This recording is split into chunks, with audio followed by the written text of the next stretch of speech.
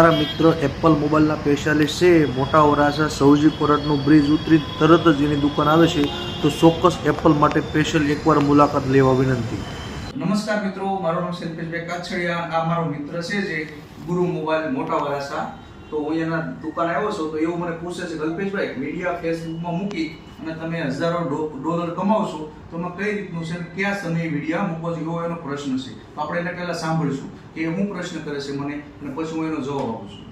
કલ્પેશભાઈ, આપણે રીલ ઉતારીએ તો આપણે કયા સમયે મૂકવી જોઈએ અને કયા ટાઈમિંગમાં અને કઈ રીતના રીલ મૂકવી જોઈએ? હા, તો એ આપણે કઈ રીતના મૂકી શકીએ? જો ઘણી વાર કેવું થાય, ફેસબુકમાં તમે લોકો રીલ તો બનાવો છો, પણ રીલ ક્યારે વાયરલ થાય? રીલ બનાવવી ઇમ્પોર્ટન્ટ નથી, રીલને વાયરલ કરવી. તો અલ્પેશભાઈ રીલ બનાવે અને લાખો માણસો જોવે છે, એનો એક સમય હોય.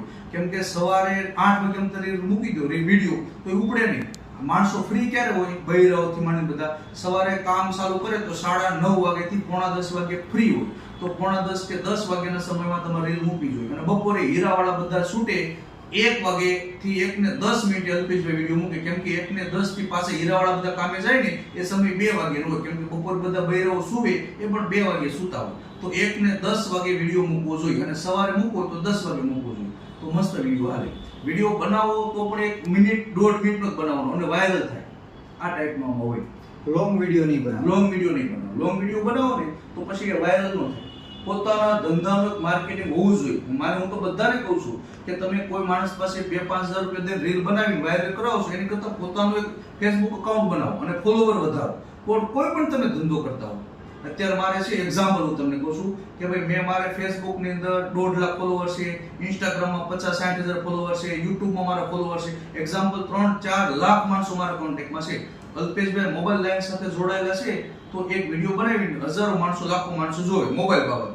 કાલ સવારે હું કોઈ બીજા ધંધામાં જઈશ ને, તો મારે લાખો માણસોને કહેવા નહીં જવું પડે કે અલ્પેશભાઈ આ લાઈનમાં છે, તો તરત એ લાઈનમાં. એટલે આપણે એક્ઝામ્પલ હોવું જોઈએ. તમે આ ધંધામાં છો તો તમને પણ ખબર હોવી જોઈએ. એટલે બધા વિડીયો કેવો બનાવવો જોઈએ. વિડીયો મીન્સ ઇનશોટ નામની એપ્લિકેશન આવે ને, એમાં આપણે એડિટ કરી અને મસ્ત ફેન્સિંગ બનાવવાનું.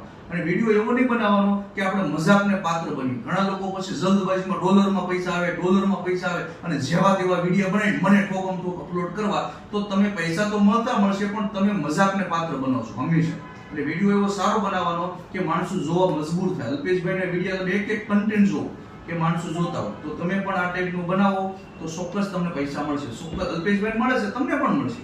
હવે હું તમને અમારા મિત્રની દુકાન બતાવું છું, તો તમારે પણ કોઈને મારા મિત્ર છે એની દુકાન આવવું હોય તો ચોક્કસ આવજો. મોટા વરાછામાં છે. કયો વિસ્તાર એડ્રેસ છે મારો મિત્ર તમને એડ્રેસ આપશે. આપણો એડ્રેસ છે મોટા વરાછા લજામણી.